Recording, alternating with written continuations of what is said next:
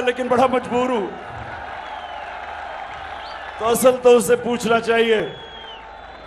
अच्छा, अब जिधर ये मांगने गया, अब ये सुन लें, जो जो सरबराह शहबाज शरीफ को मिला उन सबको पता होगा कि नवाज शरीफ और शहबाज शरीफ के अरबों डॉलर मुल्क से बाहर पड़े हैं, और इनका जो साथी है आसिफ जरदारी, अरबों अरबों रुपए की इनकी प्रॉपर्टीज बाहर हैं, उनको सब पता है।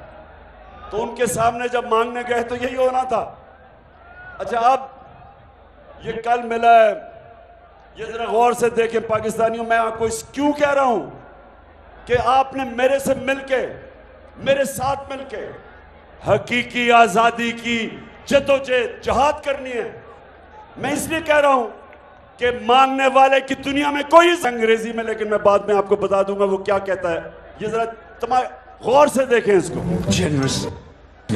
Just your help to Pakistan will help helpless people in this country.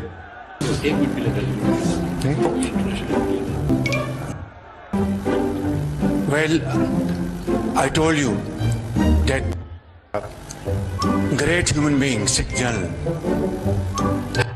today language which is not only understood by the people of Pakistan, रुको जरा, सबर करो, but by all those who have a human heart. What?